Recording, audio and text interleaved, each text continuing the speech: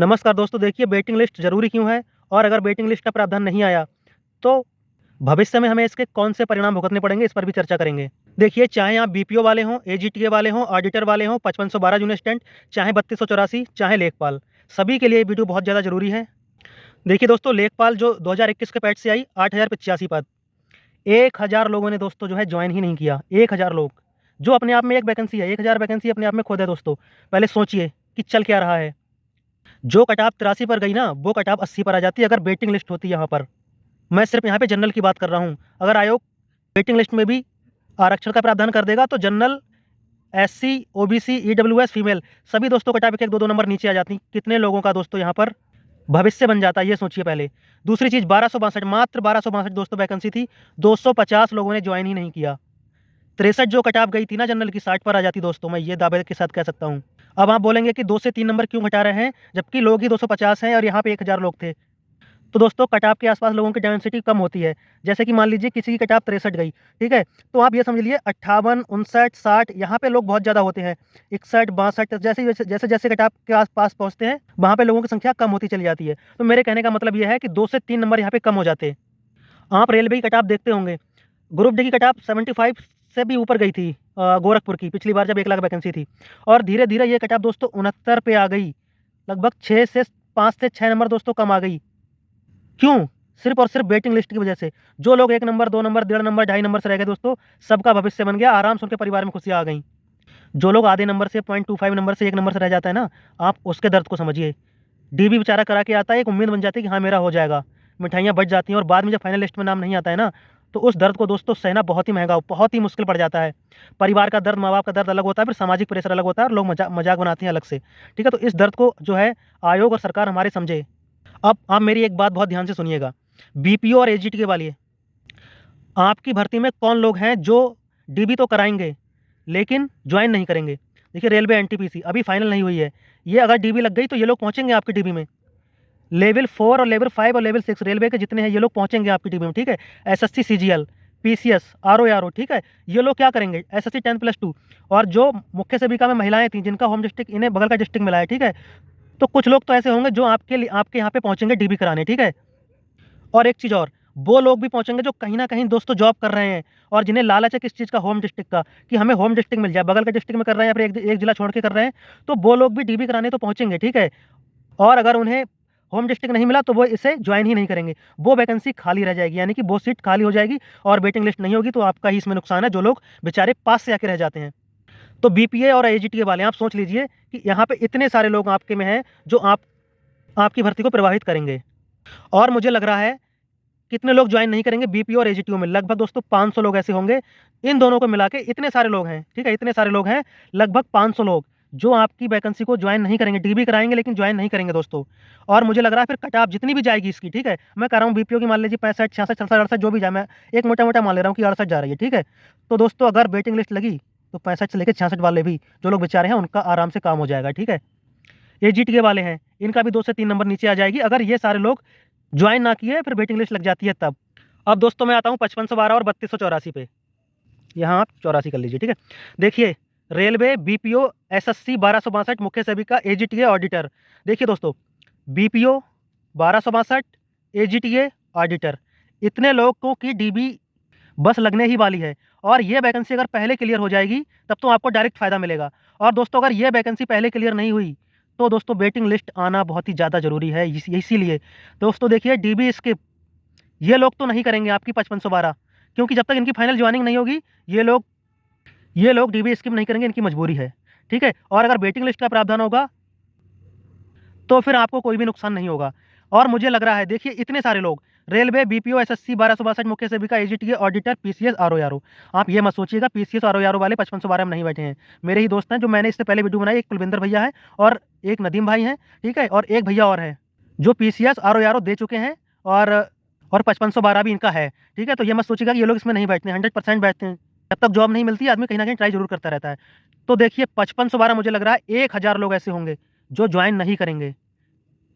और जो cut off जैसे मान लीजिए मैं आपको बता रहा हूँ कि 56 जाने वाली है, तो वही कट ऑफ दोस्तों 52, 53 यहाँ पे आ जाएगी। इतने सारे लोग, 1000 वैकेंसी, इतने लोग जॉइन नहीं करेंगे।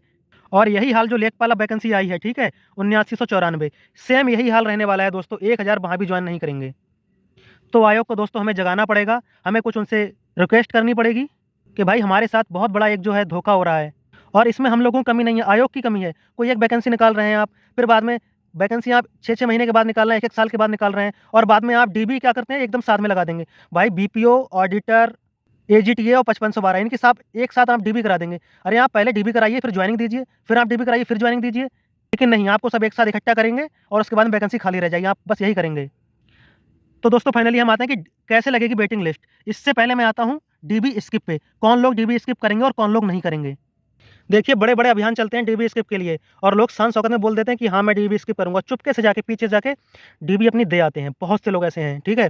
तो जिन लोगों की रियल में मजबूरी है, जैसे टीए वाले हो गए, बीपीओ हो गए, ऑडिटर हो गया, ठीक है? तो जब तक इनकी फाइनल जॉइनिंग नहीं होगी, ये लोग डीबी स्किप नहीं करेंगे। कहीं न कहीं आदमी को एक संशय बना रहता है, पता नहीं मेरा फाइनल होगा या नहीं होगा। तो इनका तो है कि ये लोग एक दूसरे की वैकेंसी में घुसेंगे, ठीक है? ये लोग डीबी स्किप नहीं करेंगे। दूसरे हैं ये गृह जनपद वाले, दूसरी जगह ड्यूटी कर रहे हैं और इन्हें गृह जनपद जब तक अलॉट नहीं होता है, जब तक ये अपनी डीबी कराते रहेंगे, ठीक है? और दूसरों की सीटें खराब करते रहेंगे। तीसरे हैं शान शौकत वाले, भाई मेरे एक दोस्त हैं रेलवे ग्रुप डी, मुरादाबाद में शायद इस समय हैं, पहले कहीं और थे, अब शायद मुरादाबाद में हैं, ठीक है? इन्होंने लेखपाल की डीबी करा ली लेकिन जॉइन नहीं किया, और एक बहाना क्या दिया कि लेखपाल में काम ज़्यादा हो जाएगा और इनका जो रेलवे का लोको पायलट का इनकी जो वैकेंसी है उसे देखेंगे, फिर ये लोको पायलट में जॉइनिंग लेंगे। अरे तो भाई आप डीबी स्किप कर देते, ठीक है? तो ये होते हैं शान शौकत वाले। एक दोस्त है हमारे बरेली में एसएससी एमटीएस में लगे हैं इनकम टैक्स में, ठीक है? वो सीजीएल की तैयारी कर रहे थे, फाइनल में 1 या 2 नंबर से रह गए थे। लेखपाल का डीबी दिया लेकिन जॉइन नहीं किया। बोले मैं सीजीएल के लिए तैयारी करूँगा और मेरा डिपार्टमेंट सही है, इसमें मुझे पढ़ाई करने का मौका मिल जाता, लेखपाल में पढ़ाई करने का मौका नहीं मिलेगा। तो ये सीजीएल की वजह से लेखपाल जॉइन नहीं किए। तो दोस्तों बहुत सारे ऐसे लोग हैं डीबी स्किप नहीं करेंगे। तो इसके लिए एक ही सॉल्यूशन है, सिर्फ़ एक ही सॉल्यूशन है वेटिंग लिस्ट का। बस वेटिंग लिस्ट आनी चाहिए। वेटिंग लिस्ट पे कैसे लगेगी वेटिंग लिस्ट? दोस्तों सभी को प्रयास करना पड़ेगा, जितने यूपीएससी के जो लोग भी फॉर्म अप्लाई करते हैं, सभी को प्रयास करना पड़ेगा। सबसे पहले इसका एक नियम क्या है? नियमावली में संशोधन होना होता है दोस्तों। आयोग कोई भी वैकेंसी निकालता है उसकी नियमावली होती है, तो नियमावली में संशोधन होना बहुत ज़्यादा ज़रूरी है। और ये कैसे होगा दोस्तों? चुनाव का समय है, सरकार और आयोग पर हम लोग दबाव बनाएँगे, तभी दोस्तों नियमावली में संशोधन होगा प्रत्येक वैकेंसी का। और ये कोई बहुत बड़ा काम नहीं है। दोस्तों आयोग और सरकार चाह ले तो 3 दिन में नियमावली में संशोधन हो जाएगा और आने वाली सभी वैकेंसी में वेटिंग लिस्ट आ जाएगी दोस्तों। मैं आपको इसका एक उदाहरण दे रहा हूँ। अभी लेखपाल की जो वैकेंसी आई, ओबीसी आरक्षण का उसमें विसंगति हो गई। तो तुरंत एक कैंपेन हुआ, ट्विटर कैंपेन हुआ और बहुत सारे लोगों ने जो है आयोग को ईमेल किया, ठीक है? तो तुरंत उस पर एक्शन लिया गया। हमारे जो मुख्यमंत्री जी हैं योगी जी, उन्होंने भी साफ-साफ कह दिया कि आरक्षण से जो है कोई भी खिलवाड़ नहीं करेगा, कोई भी विसंगति नहीं होगी और इसका संशोधन होकर आएगा, ठीक है? तो ये क्यों हुआ? देखिए बीपीओ वैकेंसी थी, उसमें भी ओबीसी की बहुत ही कम वैकेंसी थी। वहाँ ऐसा नहीं हुआ, ठीक है? क्योंकि उस समय चुनाव का समय नहीं था, इस समय है चुनाव का समय। यही सबसे अच्छा मौका है वेटिंग लिस्ट लाने का। इससे अच्छा और कोई भी समय नहीं मिलेगा हमें वेटिंग लिस्ट लाने का दोस्तों। तो दोस्तों देखिए सभी को सहयोग करना पड़ेगा। अब मेरा जो पर्सनल मानना है, हमें क्या करना चाहिए, हमें छोटे-छोटे कदम उठाने पड़ेंगे। एक्स जो कि पहले ट्विटर था, हमें क्या करना पड़ेगा, अपनी-अपनी वीडियो छोटी-छोटी वीडियो बना के भेजिएगा आयोग को। आयोग क्या बोलते हैं सरकार को, ठीक है? सरकार को मेरे कहने का मतलब है, ये 3 ट्विटर हैंडल आईडी हैं, सीएम जी की है हमारे @माययोगी आदित्यनाथ। दूसरे हैं डिप्टी सीएम @केपी मौर्य। तीसरे हैं deputy CM @Brajesh Pathak UP. ये 3 आईडियों पे आप क्या करेंगे, अपनी जो समस्या है कि हमें वेटिंग लिस्ट क्यों लानी चाहिए। इसके अलावा दोस्तों देखिए यूपीएससी आयोग को हमें बहुत ही ज़्यादा संख्या में ईमेल करने पड़ेंगे और स्पीड पोस्ट करना पड़ेगा।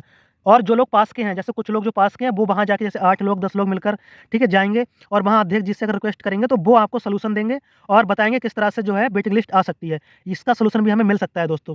तीसरा दोस्तों, जो सीएम जनता दरबार जो जनता दरबार लग रहा है, वहाँ पे आप जाइएगा, यहाँ पर सुनवाई ज़रूर होगी। एक एप्लीकेशन बना के और अपने सीएम जी को देंगे, ठीक है? और बातचीत के माध्यम से उन्हें अपनी समस्या बताएँगे तो सुनवाई ज़रूर होगी दोस्तों।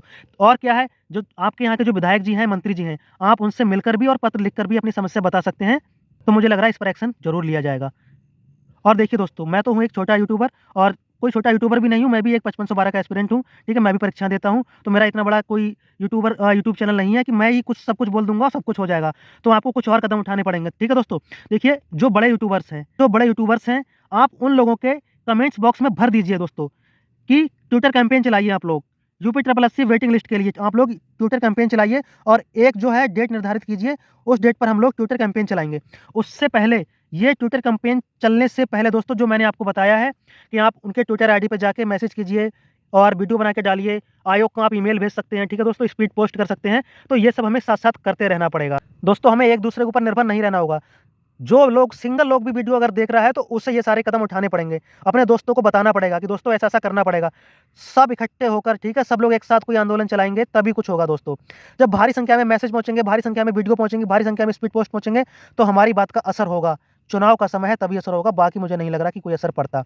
तो दोस्तों अधिक से अधिक वीडियो को जो है लाइक, शेयर और सब्सक्राइब ज़रूर कीजिए। Thanks for watching. जय हिंद दोस्तों।